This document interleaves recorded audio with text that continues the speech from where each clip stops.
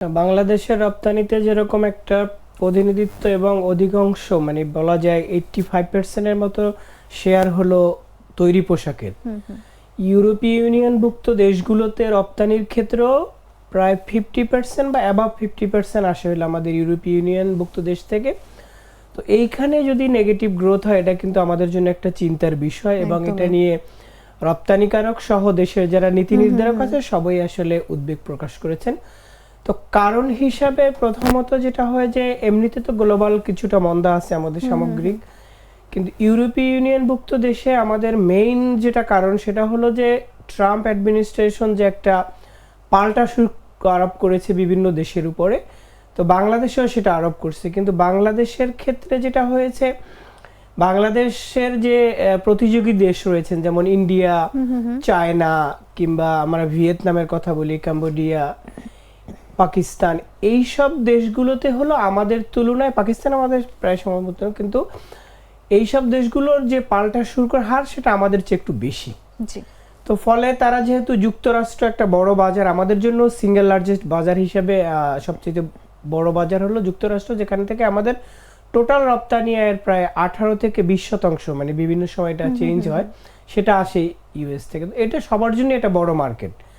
তো ওই বাজারটাতে যেহেতু আমাদের প্রতিযোগী দেশগুলো ট্যারিফের কারণে একটা ধাক্কা লেগেছে এবং তাদের কম্পিটিটিভনেস হারাইছে, বিকজ অফ প্রাইস বৃদ্ধি পেয়েছে সেই সব দেশগুলোতে। ফলে আমাদের যে কম্পিটিটিং দেশগুলো আছে তারা যেটা করেছে যে তারা যেহেতু যুক্তরাষ্ট্রের বাজারে ভালো সুযোগ পাচ্ছে না, তাদের অর্ডার ফ্লো কমে গেছে, সেই কারণে তারা যুক্তরাষ্ট্রকে বাদ দিয়ে ইউরোপীয় ইউনিয়নভুক্ত দেশগুলোকে টার্গেট করছে, যেহেতু তারা এখানে পারছে না সেখানে।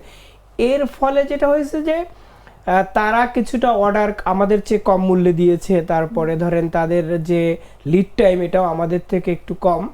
তো ফলে এই সব কারণে ধারণা করা হচ্ছে যে বায়াররা সুযোগটা নিয়েছে এবং আমাদের যেই দেশগুলোর কথা বললাম যারা আমাদের প্রতিযোগী, যেমন ইন্ডিয়া, ভিয়েতনাম, এরা যেটা করেছে, তাদের যে রপ্তানিকারক রয়েছে তাদেরকেও তারা এক ধরনের সহায়তা দিয়েছে, পলিসি সাপোর্ট এবং কোনো কোনো ক্ষেত্রে আর্থিক সাপোর্টও দিয়েছে, যাতে তারা ইউরোপীয় ইউনিয়নভুক্ত দেশগুলোতে রপ্তানি বাড়িয়ে তাদের যে একটা প্রভাব পড়ার কথা সেটাকে যাতে তারা কম্পেনসেট করতে পারে। এটা একটা অন্যতম কারণ হিসেবে ধরা হচ্ছে। এর বাহিরে যেটা হয়েছে যে গ্লোবাল অস্থিরতা এবং আমাদের যে একটা চাহিদা, বিভিন্ন কারণে সব দেশেই আসলে ট্যাক্স এর একটা ইম্প্যাক্ট পড়েছে সেই কারণে, এবং অর্থনৈতিক একটা মন্দা ভাব, পুরোপুরি যদি আমরা মন্দা নাও বলি, তবে আমাদের যারা বিভিন্ন ইনফ্লেশন বেড়েছে, তারপর মানুষের অ্যাক্রস দ্য গ্লোব এখানে আয় কমেছে, ফলে মানুষের যে চাহিদা, পোশাকের জন্য যে ব্যয়,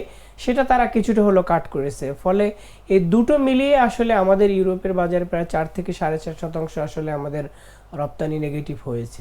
একদমই তাই। এবং ইউর বাজারে বাংলাদেশের তৈরি পোশাক রপ্তানির যে নেতিবাচক প্রবৃদ্ধি আমরা দেখতে পাচ্ছি, এটা কি কেবল বৈশ্বিক শুল্ক নীতি এবং প্রতিযোগী দেশগুলোর চাপের ফলে তৈরি হয়েছে, নাকি দেশের অভ্যন্তরীণ নীতিগত কোনো দুর্বলতা আছে বলে আপনি মনে করেন? না, দেশের নীতিগত দুর্বলতার চেয়েও আমরা যেটা সবসময় বলে আসছি সেটা হলো যে একটা দেশের রাজনৈতিক যে পরিস্থিতি, রাজনৈতিক স্থিতিশীলতা, অস্থিতিশীলতা দুটোই আসলে সবসময় বিবেচনা করে। একজন বায়ার যখন সে বাংলাদেশ থেকে একটা বড় বাল্ক অ্যামাউন্টের অর্ডার নিতে চায়, তখন সে দেখে যে আসলে দেশের সার্বিক পরিস্থিতি কেমন রয়েছে, সে যে অর্ডারটা প্লেস করবে সেই অর্ডারটা যথাসময় এক্সিকিউশন হবে কিনা, তো অন্য কোনো প্রতিকূলতা তৈরি হবে কিনা বা অনিশ্চয়তা, এসব কারণে হতে পারে যে কিছু, একেবারে যে বলা যাচ্ছে না যে নেই তা না, বাট এসব কারণেও কিছু কিছু বায়ার, যারা বড় বায়ার আছে, তারা হয়তো ডিরেক্টলি অর্ডারটা ক্যান্সেল করে নেয় বা কমিয়েছে কিছুটা। আবার কিছু কিছু ক্ষেত্রে যেটা চলমান অর্ডার থাকে, আপনি জানেন যে একটা অর্ডার যদি প্রসেস করতে প্রায় 3 মাসেরও বেশি সময় লেগে যায়, তো সেই ক্ষেত্রে তারা যেটা করেছে, আমরা যতটুকু ব্যবসায়ীদের সাথে কথা বলে জানতে পেরেছি যে এখানে অনেক অর্ডার স্থগিতর মতো করে রাখছে, যে ঠিক আছে আপনি এই অংশটা এখন দেন, বাকিটা আমি 2 মাস পরে নিব। তো এটারও একটা ইম্প্যাক্ট পড়েছে। সব দিক বিবেচনা করলে সবকিছু মিলেই আসলে একটা ইম্প্যাক্ট। বাট সবচেয়ে বড় ধাক্কা যেটা, সেটা হলো আমাদের যে প্রতিযোগী দেশগুলো আছেন তারা কিন্তু আমাদের একটা বড় প্রতিবেশী দেশ এবং আমাদের প্রতিযোগী দেশ ইন্ডিয়া, তারা যেটা করছেন যে তারা যারা ম্যানুফ্যাকচারার রয়েছেন তাদেরকে বিভিন্ন উপায়ে সহায়তা দিচ্ছেন, সেটা কোনো কোনো ক্ষেত্রে ক্যাশ ইনসেন্টিভ দিচ্ছেন বেতনের ক্ষেত্রে, আবার কোনো কোনো ক্ষেত্রে ইনভেস্টমেন্টের অ্যাগেইনস্টে এক ধরনের রিটার্ন দিচ্ছেন যে ঠিক আছে তুমি যদি এই এলাকাতে এই প্রজেক্টে বিনিয়োগ করো তোমাকে আমরা এত বছরের ট্যাক্স রিবেট দিব, তোমার ইনভেস্টমেন্টের এত পার্সেন্ট আমরা তোমাকে এই টাকাটা আসলে তোমাকে ফেরত দিব। ফলে যেটা হয়েছে যে আপনি যখন এই সহায়তা পান তখন আপনি কিন্তু আপনার প্রতিযোগী যে দেশগুলো আছে তাদের তুলনায় একটা অর্ডার ক্যারি করার ক্ষেত্রে আপনি কিছুটা কম প্রাইস অফার করতে পারেন তাদেরকে, যেটা আমরা পারছি না।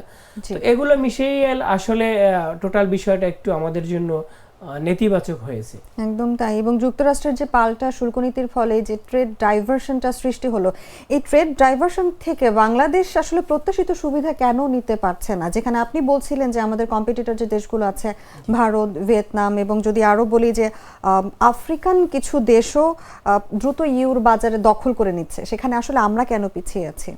না, ইউরোপীয় ইউনিয়নভুক্ত দেশগুলোতে আসলে সবারই একটা টার্গেট থাকে, কারণ এটা তো আর একটা সিঙ্গেল কান্ট্রি না। এখানে ধরেন 27টা 28টা দেশ ছিল, যুক্তরাজ্য আলাদা হয়ে যাওয়ার পরে 27টি দেশ যে রয়েছে সেখানে সবারই একটা টার্গেট এবং একটা বড় অ্যামাউন্টের এক্সপোর্ট হয়। যেটা বললাম যে আমাদের যদি আমরা 50 বিলিয়ন রপ্তানি করি তার 25 বিলিয়ন গার্মেন্টস সেটা আসে হলো ইউরোপীয় ইউনিয়ন থেকে। সো এটা তো একটা বড় জায়গা সবার জন্য, কিন্তু আমরা যে কারণে পারছি না, দেখেন আমরা আমাদের জন্য একটা সুযোগ তৈরি হয়েছে প্রথমত যে হলো আমাদের কম্পিটিটিভ কান্ট্রি যেই দেশগুলোতে হলো ট্যাক্স বাড়িয়ে দিয়েছে আমাদের তুলনায়, ধরেন আমাদের যদি 20% হয় সেখানে হয়তো কোনো কোনো ক্ষেত্রে 50% আছে।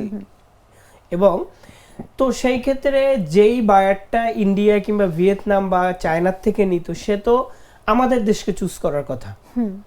তো আমাদের দেশে চুজ করার কথা কারণ হলো সে ট্যাক্স একটা কম্পারেটিভ বেনিফিট পাচ্ছে, সেই বেনিফিটের কারণে সে বাংলাদেশ থেকে নিলে কম্পিটিটিভ প্রাইসে পাবে এবং ভালো একটা তার প্রফিট মার্জিন থাকবে।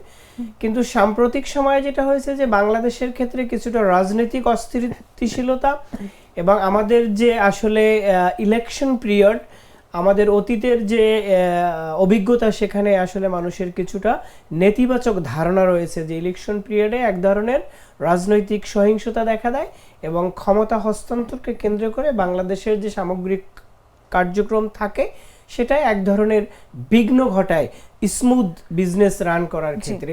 যদিও এখন পর্যন্ত এই ধরনের বিষয় পরিলক্ষিত হয় নাই, কিছু কিছু ছোটখাটো ঘটনা আছে, কিছু হত্যা ঘটনা কিছু ধরনের। তো সেই জায়গাতে হলো আমাদেরকে আসলে নিশ্চিত করার একটা বিষয় ছিল যে হলো আপনার আমরা কিভাবে বায়ারদের সাথে আমাদের সম্পর্কটা ধরে রাখবো, তাদের একটা আস্থার জায়গা তৈরি করবো, সেটা একটা বিষয়। সেকেন্ডলি হয়েছে যে 24-এর আন্দোলনের পরে, গণ অভ্যুত্থানের পরে আমাদের দেশের যে সামগ্রিক ইনভেস্টমেন্ট সেই ইনভেস্টমেন্ট কিন্তু আসলে বাড়েনি। ইভেন যদি আমরা বিদেশি বিনিয়োগের কথাও বলি, কারণ দেশি বিনিয়োগ ভালো না হলে বিদেশি বিনিয়োগ আসলে আকর্ষণ করা একটু ডিফিকাল্ট হয়ে যায়, কারণ যখন দেখে যায় আপনার দেশি বিনিয়োগ ভালো তখনই মানুষ উৎসাহিত হয়। তো এই যে দেশি যে বিনিয়োগটা, সেই বিনিয়োগটা না হওয়ার পিছনেও কিন্তু ওই রাজনৈতিক অস্থিতিশীলতা, আমাদের যে ব্যাংকিং সিস্টেম রয়েছে সেই ব্যাংকিং চ্যানেলে যে মানিটা আসলে বিভিন্ন সময় নিয়ে মানুষ নতুন বিনিয়োগ করে, অনেক ক্ষেত্রে এক্সিস্টিং যে বিজনেসটা থাকে সেটাকে তার সম্প্রসারিত করে, কিন্তু ব্যাংকের যে ফান্ড সেটা একটা স্বল্পতা রয়ে গেছে, যথাসময়ে পাচ্ছে না। এবং ডিফল্ট লোন আপনি জানেন যে সর্বকালীন সময়ে সবচেয়ে বেশি এখন, এবং কিছু ব্যাংক মার্জ করতে হয়েছে। এইসব কিছুর ফলে যে আমাদের যে প্রোডাকশন ক্যাপাসিটি, আমি 5টা ফ্যাক্টরি রান করতাম, হয়তো আমার অ্যাভারেজ করার জন্য আরো 2টা ইউনিট বাড়ানো দরকার, কিন্তু আমি সেটা বাড়াইতে পারিনি। সো এগুলোর কারণে কিন্তু আমাদের যে টোটাল প্রোডাকশন ব্যবস্থা, আমাদের যে বায়ারদেরকে আরো বেশি আকর্ষণ করা, সেই জায়গায় কিন্তু আমাদের কোনো রাইজ হয় নাই, এটা একটা বিষয়। সেকেন্ডলি হয়েছে যে দেখেন আমাদের ইনোভেশনের জায়গা থেকে দুর্বলতা থাকতে পারে, 2 বছর বলা যায় প্রায়। সো এই 2 বছরে মানুষ আসলে এক ধরনের সংকোচন দ্বিধা এর মধ্যে দিয়ে পার করছে, স্টিল তারা আসলে কোনো ধরনের বিনিয়োগ সিদ্ধান্ত নিতে পারতেছে না ভয়ের কারণে, যে আসলে যদি আরেকটা অস্থিরতা তৈরি হয়, ক্ষমতা হস্তান্তর কে আসবে, বিজনেস পলিসি কে, এইসব কারণ তো রয়ে গেছে। উপরন্তু আমাদের সংস্কারের ফলে, আমি ডেফিনেটলি সংস্কারের পক্ষে, এবং সংস্কার জিনিসটা আমাদের ব্যবসাকে স্মুথ করার জন্যই করা হচ্ছে, সেইখানে আপাত দৃষ্টিতে বা উদ্ভূত পরিস্থিতিতে কিছু জায়গায় আসলে কিছু সুযোগ সুবিধা কাট হয়েছে, কিছু কিছু সুযোগ সুবিধা স্থগিত রয়েছে। ধরেন আপনার নীতিগতভাবে একটা সুবিধা আপনাকে দেওয়া হয়েছে, কিন্তু সংকট, সিদ্ধান্তহীনতা, ফান্ডের অ্যাভেলেবিলিটি ইত্যাদি কারণে আসলে দিতে পারতেছে না। তো এটারও একটা প্রভাব পড়ছে। ফলে কি হয়েছে, সবকিছু মিলিয়ে আমরা একটা যে উইন উইন সিচুয়েশন থাকে বা আমাদের যে একটা স্মুদার ট্রানজিশন, স্মুদার অপারেশন, সেইটা হয় নাই। পাশাপাশি আমাদের তো আমরা সেকেন্ড পজিশনে বৈশ্বিক রপ্তানির ক্ষেত্রে, তো সেখানে আমাদের যারা প্রতিবেশী দেশ আছে তারা ট্রাই করতেছে যে তারা যাতে আমাদেরকে বিট দিতে পারে। আমাদের একদম ক্লোজ কম্পিটিটর যারা হলো ভিয়েতনাম কিন্তু সেখানে আমাদের থেকে কম্পারেটিভলি বেটার করতেছে, যদিও তারা এখন আমাকে বিট দিতে পারেনি গত 2 বছর বা 3 বছর ধরে আমরাই সেকেন্ড পজিশন।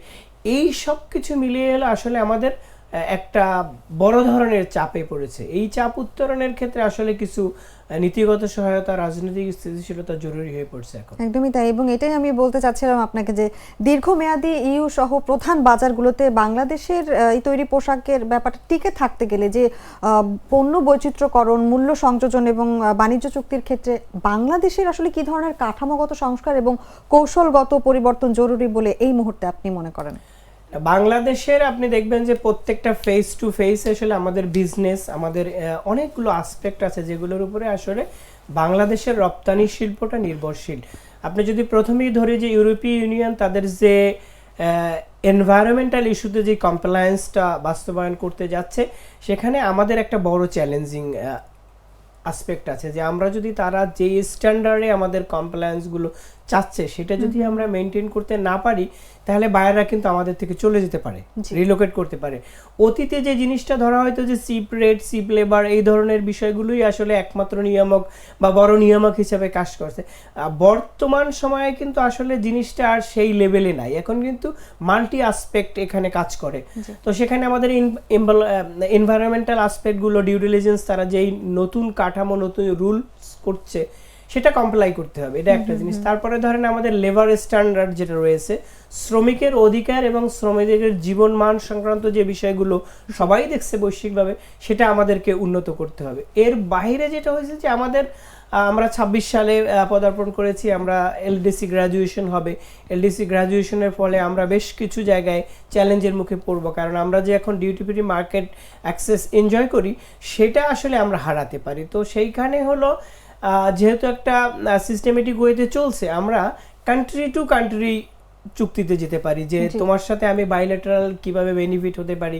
শুধু ইউরোপীয় ইউনিয়নভুক্ত দেশ হিসেবে একটা সামগ্রিক চুক্তি তো আছেই, সেটার বাইরে যে উভয় দেশগুলোর সাথে দুই দেশের মধ্যে একটা পারস্পরিক সমঝোতা এবং একটা বাড়াতে পারে। এবং সবচাইতে বড় যেটা হলো যে ইনোভেশন, কারণ ফাস্ট ফ্যাশন ইন্ডাস্ট্রি যেটা, এখানে হলো প্রতিনিয়ত মানুষের রুচির পরিবর্তন হয়। তো সেইখানে আমাদেরকে টেকনোলজিতে ইনভেস্ট করতে হয়, ইনোভেশনে ইনভেস্ট করতে হয়।